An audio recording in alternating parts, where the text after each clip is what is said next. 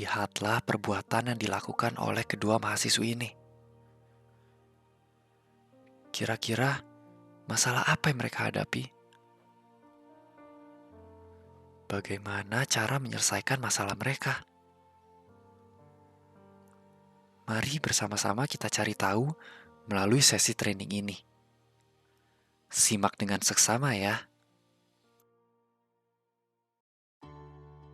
Selamat pagi, siang, sore, malam teman-teman semuanya. Apa kabarnya? Semoga teman-teman semua berada dalam kondisi yang baik-baik saja ya. Selamat datang di kegiatan training yang berjudul Excel in College with Effective Learning Strategies. Hari ini, teman-teman semua akan ditemani oleh 3 pemateri. Yang pertama adalah saya sendiri, yaitu Marlin Noviani, kemudian ada Tasya Natania, dan Andri Ricciarto.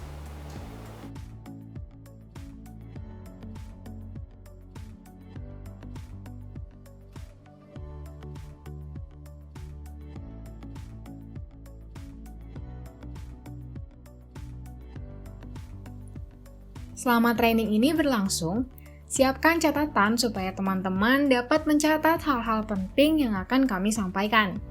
Teman-teman juga diperbolehkan untuk menyiapkan air minum dan camilan untuk menemani teman-teman selama menyimak video training ini.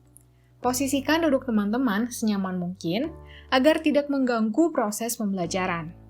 Jangan skip video training ini agar teman-teman dapat memiliki pemahaman yang menyeluruh. Yang terakhir, selama training ini berlangsung, teman-teman diharapkan untuk dapat berpartisipasi secara aktif jika trainer meminta teman-teman untuk melakukan aktivitas tertentu. Pada training kali ini, kami akan membuat jargon supaya teman-teman semakin semangat untuk belajar. Sebagai permulaan, bagaimana jika kita sama-sama mencoba jargonnya? Jika saya mengatakan Excel in College, maka teman-teman harus mengatakan we can. Yuk, kita coba sama-sama. Excel in College, We can! Pada training tentang strategic learning ini, terdapat beberapa hal yang akan dibahas. Yang pertama, yaitu membahas tentang being strategic about learning. Yang kedua, membahas tentang jenis-jenis strategi belajar yang terdapat 6 hal, yaitu deciding what is important, summaries, underlining and highlighting, taking notes, visual tools for organizing, dan reading strategy. Yang terakhir, kita akan membahas applying learning strategies. Sebelum kita mulai, teman-teman dipersilakan untuk mempersiapkan diri ya.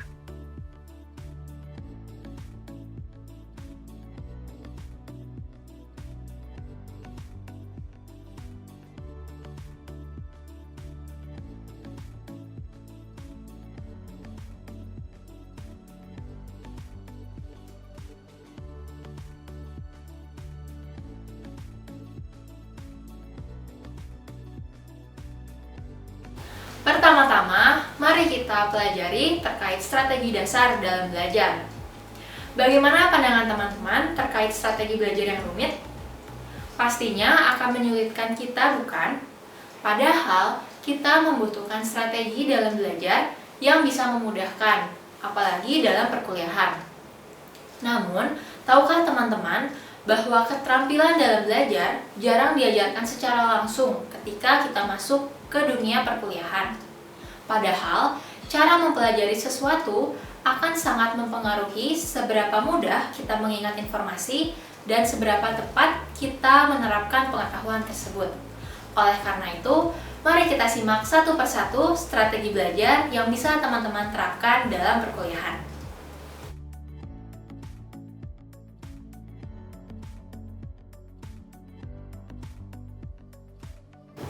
Pengertian dari strategi belajar adalah suatu prosedur pembelajaran dengan mencari tahu bagaimana untuk bisa melakukan suatu hal.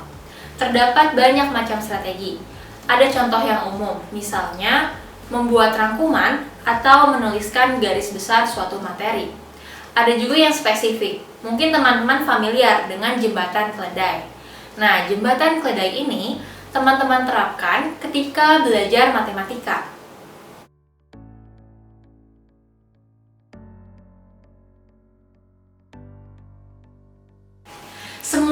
strategi belajar yang akan dijelaskan adalah cara untuk menyelesaikan learning task, di mana metode yang biasa digunakan sudah tidak berguna lagi, sehingga dibutuhkan penerapan strategi. Apabila teman-teman sudah mahir atau ahli dalam menggunakan strategi tersebut, maka teman-teman tidak membutuhkan usaha yang terlalu banyak. Bahkan teman-teman juga bisa secara otomatis menggunakan strategi tersebut.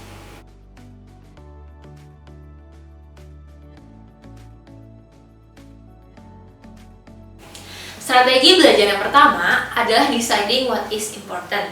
Strategi ini bisa dimulai dengan cara menentukan ide pokok dari suatu materi, sehingga kita bisa mengetahui hal-hal yang penting. Namun, cara ini memang tidak selalu mudah, karena kita membutuhkan pengetahuan dasar, dan ketika jumlah informasi terlalu banyak, maka akan menyulitkan bagi kita. Serta, biasanya kita lebih fokus pada hal-hal yang lebih menarik. Misalnya, ketika dosen menyampaikan contoh konkret di kelas, kita akan lebih mudah mengingatnya daripada poin utama yang disampaikan. Cara yang dapat teman-teman gunakan adalah coba fokuskan perhatian pada judul materi, judul submateri, atau judul topik dari suatu materi. Kemudian teman-teman dapat memfokuskan perhatian pada kata-kata yang diberi penekanan lebih oleh dosen. Misalnya ketika dosen menjelaskan, teman-teman bisa memperhatikan kecepatan dan volume suara yang digunakan.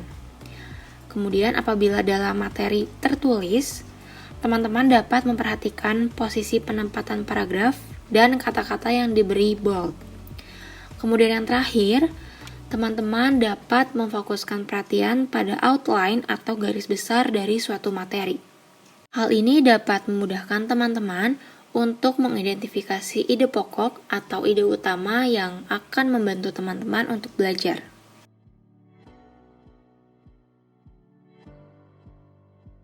Di sini terdapat contoh materi dengan judul Metode Penelitian dalam Psikologi Perkembangan.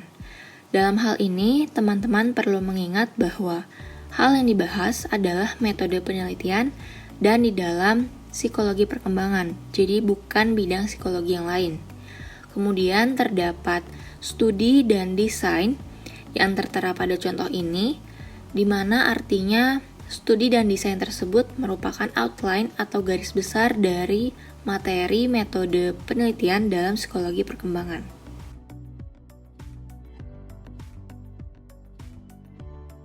Berikutnya, mari kita lihat salah satu metode penelitian, yaitu studi observasi. Di dalam contoh ini terdapat dua paragraf. Paragraf pertama membahas mengenai dua macam studi observasi, dan kedua macam studi observasi ini ditulis dengan poin-poin. Poin pertama adalah naturalistic study, dan poin kedua adalah field study. Oleh karena itu, teman-teman perlu untuk mengetahui kedua maksud dari dua macam studi observasi. Kemudian, paragraf kedua membahas mengenai specimen record, event sampling, dan time sampling. Hal ini bisa teman-teman ketahui dengan melihat bahwa ketiga hal tersebut sudah diberikan bold. Maka artinya, ketiga hal ini merupakan hal yang penting dari studi observasi.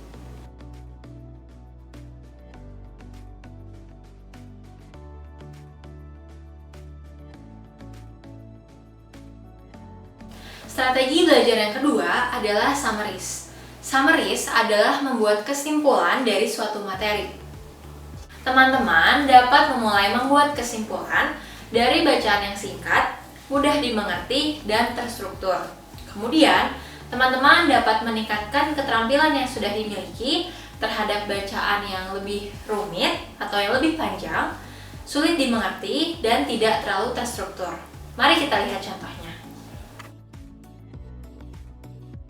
Langkah pertama yang dapat teman-teman lakukan dalam membuat summaries adalah menemukan atau membuat kalimat utama dari setiap paragraf atau dari setiap bagian materi. Kemudian yang kedua adalah menemukan ide utama yang dapat melingkupi beberapa poin spesifik. Kemudian yang ketiga adalah menemukan beberapa informasi tambahan dari setiap materi utama. Dan yang keempat adalah menghilangkan informasi yang berulang atau yang tidak diperlukan. Pada contoh ini terdapat materi studi interview yang terdiri dari 2 paragraf. Menurut teman-teman, kesimpulan seperti apa yang dapat dibuat dari materi studi interview?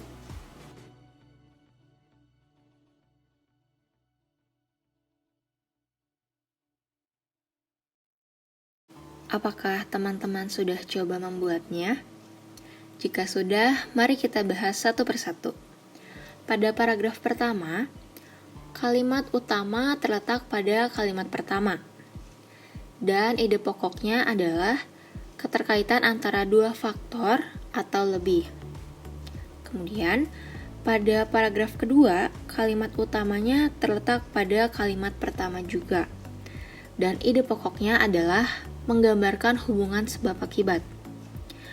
Berikutnya, pada kedua paragraf ini, dapat teman-teman lihat bahwa informasi tambahan yaitu adanya bahasan mengenai bagaimana kedekatan hubungan dari kedua faktor tersebut.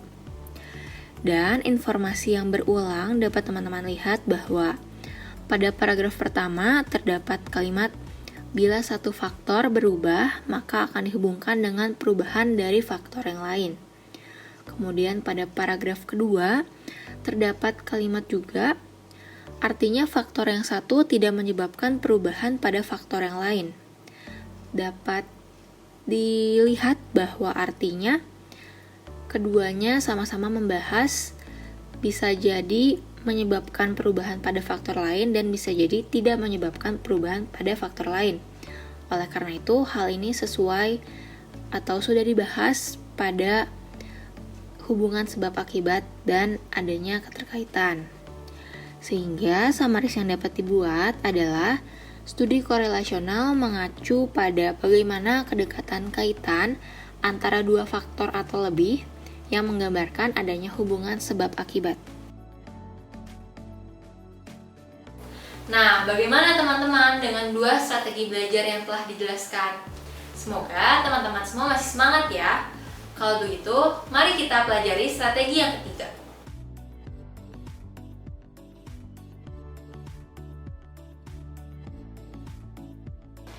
Strategi yang ketiga adalah underlining and highlighting.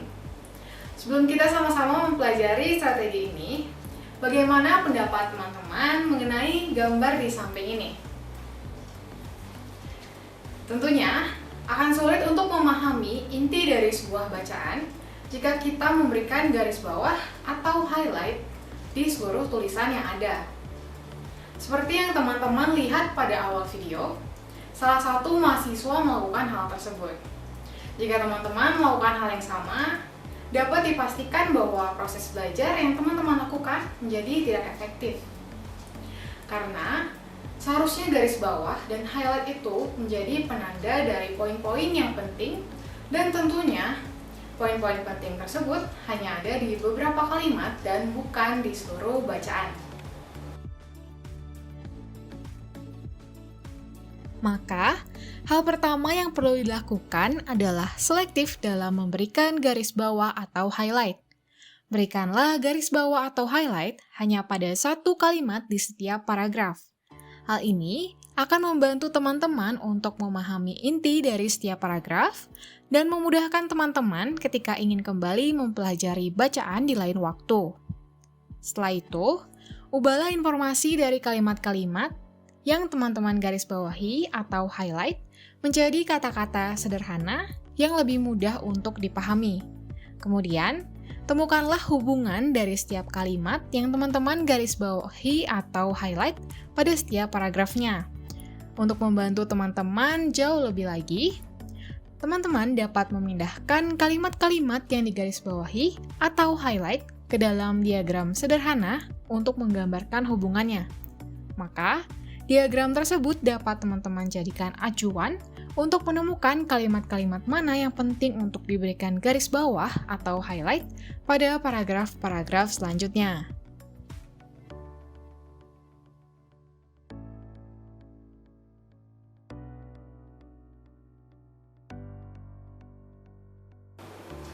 Strategi yang keempat adalah taking notes atau mencatat. Ketika teman-teman mendengarkan penjelasan materi, maka hal yang harus teman-teman lakukan adalah menangkap informasi yang disampaikan, memilih, mengatur, dan mengubah informasi yang penting, barulah kemudian teman-teman dapat mencatat informasi baru tersebut. Oleh karena itu, mencatat sebenarnya bukan hal yang mudah untuk dilakukan. Meski begitu, terdapat beberapa keuntungan ketika menggunakan strategi ini. Yang pertama, mencatat akan membantu teman-teman memusatkan atensi ketika materi disampaikan. Kedua, dengan mencatat, teman-teman dapat memperoleh makna dari informasi yang didengar, dilihat, dan dibaca, sehingga informasi dapat bertahan lama, yang artinya hanya dengan mencatat sudah dapat membantu teman-teman untuk memiliki performa yang baik dalam ujian.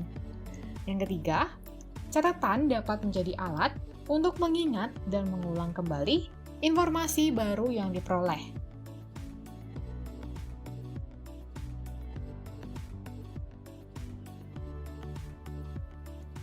Catatan yang berkualitas dan berguna adalah catatan yang berisi ide-ide kunci, konsep, dan hubungan. Bukan hanya hal-hal yang menarik saja ya teman-teman.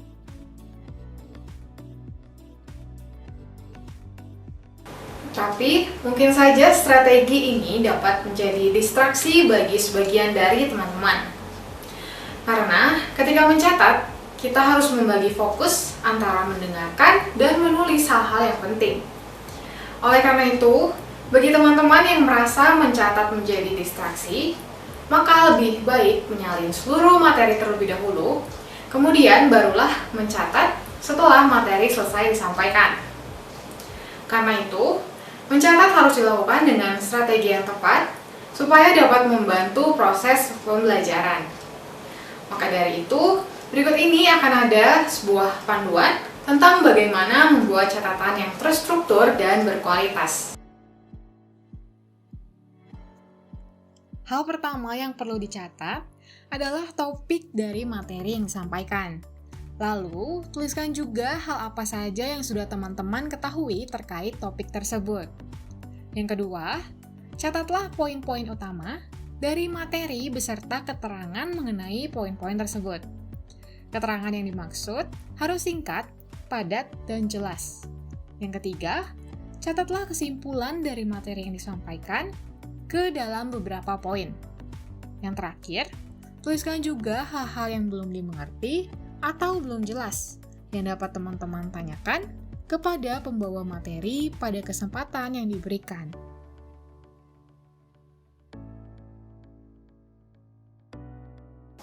Nah, setelah mengetahui strategi mencatat, teman-teman boleh langsung mempraktekannya ketika mencatat materi-materi selanjutnya ya.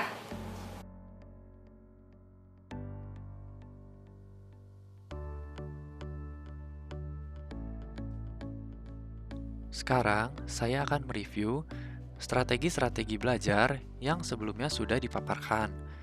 Yang pertama ada deciding what is important. Kita dapat menentukan ide pokok dari suatu materi untuk mengetahui hal-hal yang penting. Nah, cara ini tidak selalu mudah dilakukan karena butuh pengetahuan dasar dan terkadang informasi yang diterima itu terlalu banyak, sehingga kita hanya fokus kepada hal-hal yang menarik. Selanjutnya, summaries atau membuat kesimpulan dari suatu materi. Langkah-langkah yang dapat dilakukan dalam membuat suatu kesimpulan adalah yang pertama, kita dapat menemukan atau membuat kalimat utama dari setiap bagian materi yang sedang dipelajari. Kemudian kita dapat menemukan ide utama yang dapat melingkupi beberapa poin spesifik. Selanjutnya, menemukan beberapa informasi tambahan dari setiap materi utama. Dan yang terakhir, menghilangkan informasi yang berulang atau tidak diperlukan. Langkah-langkah tersebut dilakukan agar kita dapat membuat suatu kesimpulan dengan baik atau secara efektif. Berikutnya, underlining dan highlighting. Cara untuk melakukan underlining dan highlighting yang efektif adalah sebagai berikut. Yang pertama, kita harus selektif dalam memberi garis bawah atau highlight. Berikanlah garis bawah atau highlight hanya pada satu kalimat saja di setiap paragrafnya. Hal ini akan bantu kita untuk memahami inti dari setiap paragraf tersebut. Kemudian, kita dapat mengubah informasi tersebut menggunakan kata-kata yang lebih sederhana agar lebih mudah untuk dipahami. Selanjutnya, kita dapat menemukan hubungan dari setiap kalimat yang sudah kita garis bawahi atau kita beri highlight. Dan yang terakhir, untuk membantu kita lebih mudah memahaminya, kita dapat membuat diagram sederhana untuk menggambarkan hubungannya. Dan diagram tersebut dapat kita jadikan acuan untuk menemukan kalimat-kalimat yang penting. Selanjutnya, taking notes atau membuat catatan. Cara yang mencatat yang baik adalah pertama, dengan menangkap informasi yang disampaikan, memilih, mengatur, dan mengubah informasi penting. Barulah kemudian kita dapat mencatat informasi baru. Terdapat beberapa keuntungan ketika menggunakan strategi ini. Yang pertama, mencatat akan membantu teman-teman memusatkan atensi ketika materi disampaikan. Kedua, kita memperoleh makna dari informasi yang didengar, dilihat, dan dibaca, sehingga informasi dapat bertahan lama. Dan yang ketiga, catatan dapat menjadi alat untuk mengingat dan mengulang informasi yang diperoleh. Sebelum kita melanjutkan ke materi berikutnya, teman-teman semua memiliki waktu untuk break sejenak. Kami akan kembali setelah pesan-pesan berikut ini.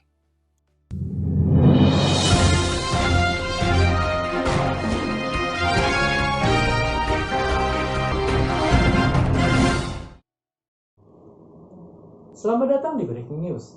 Seorang pemuda dikabarkan sering men-skip video pemaparan materi yang ditayangkan di YouTube. Berikut cuplikan dan wawancara kami dengan pemuda tersebut.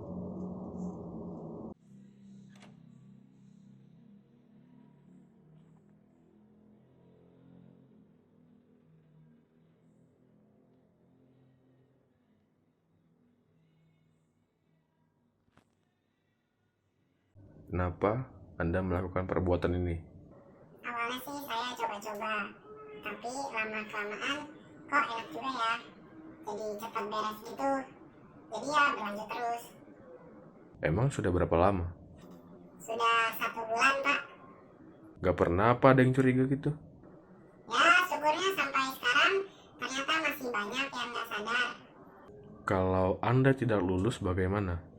Ya kalau soal lulus, saya serahkan sama dosen aja lah, Pak. Sekian Breaking News pada hari ini. Sampai jumpa di lain kesempatan waktu. Terima kasih.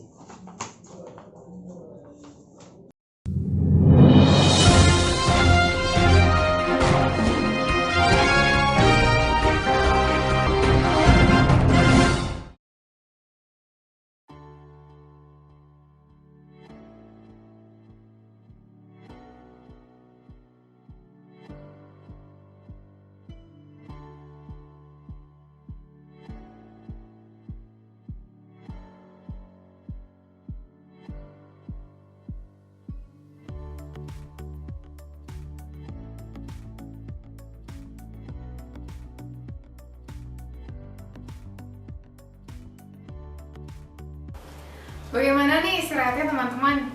Semoga tetap semangat ya dalam menyimak materi yang akan disampaikan selanjutnya. Tapi sebelumnya, yuk kita jargon lagi. Excel in college, we can!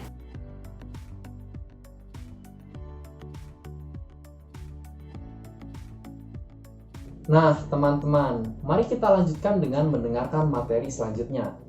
Strategi berikutnya adalah Visual Tools for Organizing atau alat bantu visual. Kita dapat menggunakan mind map atau peta konsep dalam membantu pembelajaran kita. Peta konsep ini adalah alat grafis untuk mengatur dan mewakili pengetahuan dan hubungan dalam bidang tertentu atau pada topik tertentu. Nah, teman-teman semua, peta konsep ini dapat membantu kita untuk melihat alur berpikir dari suatu materi yang sedang kita pelajari.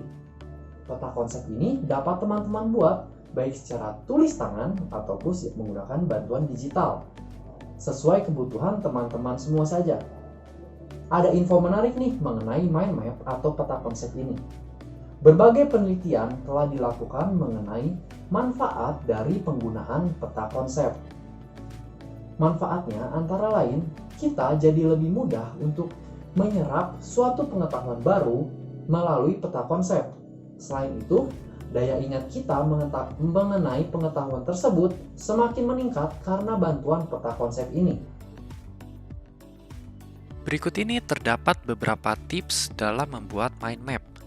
Yang pertama, menentukan topik utama dan menuliskannya di tengah halaman dengan outline yang menarik, agar mind map terlihat lebih rapi.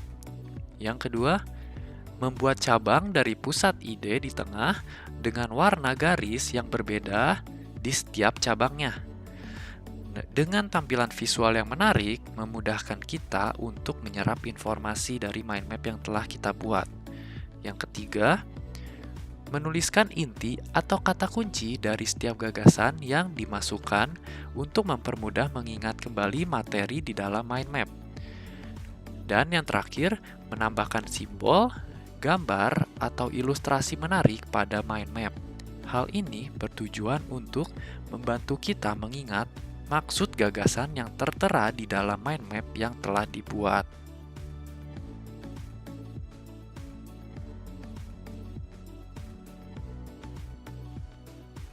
Strategi selanjutnya adalah reading strategies atau strategi dalam membaca.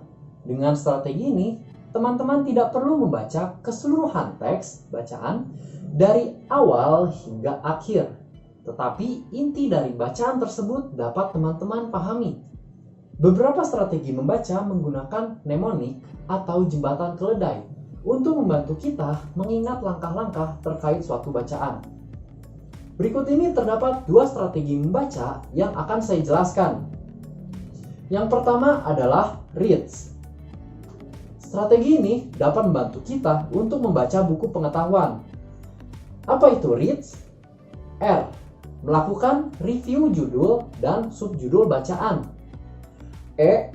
Melakukan examine atau memeriksa kata-kata yang di bold pada bacaan. Mengapa kata-kata tersebut di bold? Kita perlu mencari tahunya. Selanjutnya A. Ask yourself. Sebenarnya apa yang kita harapkan untuk dipelajari dari bacaan yang kita baca? Selanjutnya D. Do it. Kita tidak pernah tahu maksud dari suatu bacaan tanpa membacanya. Jadi kita harus mulai membaca. Dan terakhir S. Melakukan summarize. Setelah selesai membaca, rangkumlah menggunakan kata-kata kita sendiri. Strategi selanjutnya adalah strategi dalam membaca literatur atau sebuah cerita, yaitu CAPS. Apa itu CAPS? C. Karakter. Siapa karakter dalam literatur ini? A. Aim. Apa sasaran atau tujuannya dalam literatur ini? P. Problem atau masalah apa yang terjadi dalam literatur ini? Dan terakhir S. Solve. Bagaimana masalah tersebut diselesaikan dalam literatur tersebut. Mari kita mencoba menerapkan strategi membaca reads pada bacaan ini. Dimulai dari review judul. Pertama-tama kita melihat judul dan subjudulnya. Di sini tertulis judul tes proyektif dan subjudul tes Rorschach. Dengan ini bisa kita simpulkan salah satu tes proyektif adalah tes Rorschach. Kemudian selanjutnya kita melakukan examine. Di sini terdapat kata-kata yang di bold seperti J. Gardner pada tahun 1911 dan 1921. Mengapa kata-kata tersebut di bold? Kita perlu mencari tahu informasinya. Itu adalah informasi yang penting untuk kita ketahui. Setelah itu, ask yourself, apa yang kita harapkan setelah membaca bacaan ini? Misalnya, saya ingin mengetahui kapan tes yang menggunakan bercak tinta ini tercipta. Dan do it. Mulailah membaca setelah kita melakukan analisa singkat di awal tadi.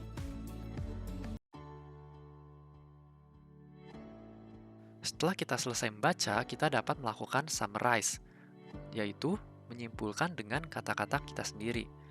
Dari bacaan tersebut dapat disimpulkan bahwa penelitian dengan menggunakan bercak tinta ini dimulai pada tahun 1911 yang kemudian berkembang pesat pada tahun 1921. Tokoh yang menginspirasi penelitian ini adalah J. Kerner, karena catatannya mengatakan jika individu sering memberitahukan makna pribadi yang istimewa ketika melihat bercak tinta. Hingga pada tahun 1957, Rorschach mengembangkan pendekatannya sendiri hingga berkembang luas, dan pada akhirnya memunculkan dua aliran perspektif kognitif dan aliran simbolis pengalaman.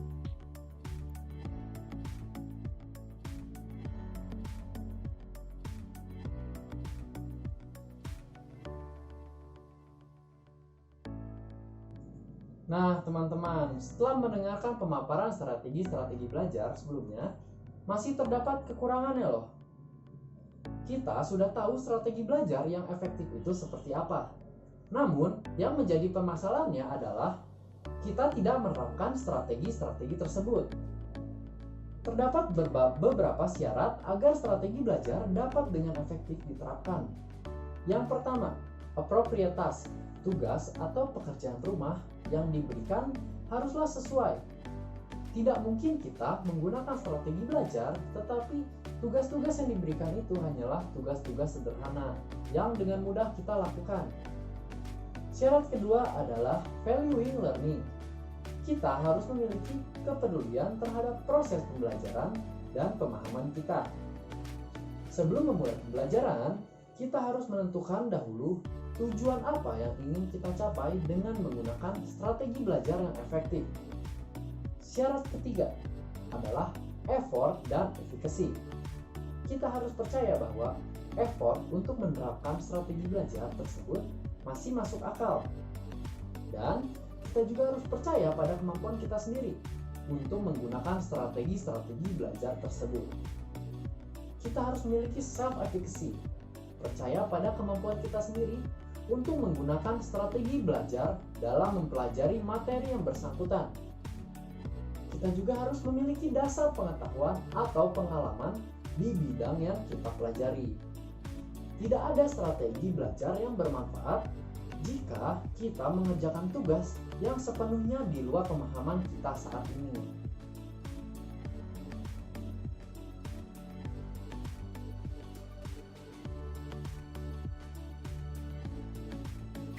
Mari kita review 3 materi yang telah dijelaskan. Pada materi Visual Tools for Organizing, membahas mengenai mind map. Mind map adalah alat grafis untuk mengatur dan mewakili pengetahuan serta hubungan dalam bidang tertentu atau pada topik tertentu. Manfaat dari membuat mind map adalah untuk mentransfer pengetahuan menjadi lebih efektif dan juga untuk meningkatkan daya ingat dari materi yang dipelajari. Pada materi Reading Strategies, membahas mengenai bahwa strategi dalam membaca ini menggunakan mnemonik, yaitu reads, terdapat review, examine, ask, do it, dan summarize. Dan juga terdapat caps untuk bacaan literatur, yaitu character, aim, problem, dan solve. Berikutnya, pada materi Applying Learning Strategies, membahas bahwa penerapan strategi belajar ini merupakan hal yang sangat penting. Apabila kita mau penerapan menjadi efektif, maka jangan sampai kita mengabaikan appropriate task, valuing learning, serta effort and efficacy.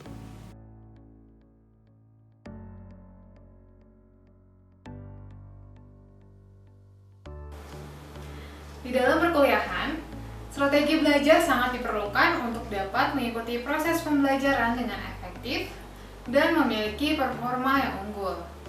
Hal yang perlu teman-teman ingat adalah Dalam menggunakan strategi belajar, perlu disesuaikan juga dengan karakteristik unik yang teman-teman miliki. Dan tentunya bisa saja berbeda-beda satu sama lainnya. Selain itu, penting juga untuk mengetahui kapan, di mana, dan mengapa teman-teman menggunakan strategi belajar tertentu. Karena mungkin saja strategi belajar tersebut lebih cocok untuk dipakai ketika mempelajari materi tertentu. Oleh karena itu, jangan takut mencoba, memvariasikan, dan mengkombinasikan beberapa strategi belajar. Di samping itu, tuntutan dalam perkuliahan akan semakin tinggi. Maka, teman-teman tidak dapat hanya belajar secara mandiri saja. Banyaknya tugas yang semakin kompleks mungkin akan membuat teman-teman kewalahan. Sehingga, teman-teman perlu melakukan collaborative learning atau belajar bersama. Misalnya dalam bentuk tutor sebaya, di mana teman-teman saling mengajari materi yang berbeda-beda, atau sekedar diskusi kelompok. Collaborative learning dapat membuat proses belajar menjadi efektif karena usaha dan waktu yang perlu dikerahkan menjadi lebih sedikit. Jadi, gunakan juga strategi belajar yang telah disampaikan sebelumnya ketika belajar di dalam kelompok ya. Di samping itu, tuntutan dalam perkuliahan akan semakin tinggi. Maka, teman-teman tidak dapat hanya belajar secara mandiri saja. Banyaknya tugas yang semakin kompleks mungkin akan membuat teman-teman kewalahan. Sehingga, teman-teman perlu melakukan collaborative learning atau belajar bersama. Misalnya dalam bentuk tutor sebaya, di mana teman-teman saling mengajari materi yang berbeda-beda, atau sekedar diskusi kelompok. Collaborative learning dapat membuat proses belajar menjadi efektif karena usaha dan waktu yang perlu dikerahkan menjadi lebih sedikit. Jadi, gunakan juga strategi belajar yang telah disampaikan sebelumnya ketika belajar di dalam kelompok ya. Sebelum kita menutup sesi training ini, terdapat kuis singkat mengenai materi yang telah kita pelajari. Silakan untuk scan QR Code ini atau teman-teman bisa mendapatkan link kuis pada kolom deskripsi ya. Gimana nih teman-teman kuisnya? Apakah kalian bisa mengerjakannya? Semoga bisa ya. Semoga apa yang telah diajarkan sebelumnya dapat diaplikasikan dalam belajar di perkuliahan ya.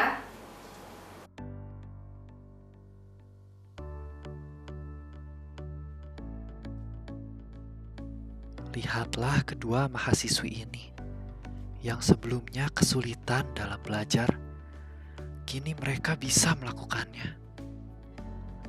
Fajar demi fajar dilewati, mereka tetap terus belajar. Tidak ada kata menyerah di saat tujuan kita terarah. Terima kasih teman-teman sudah menonton video materi training yang berjudul Excel in College with Learning Strategy sampai selesai. Sampai bertemu di training tatap muka nanti ya. Dadah!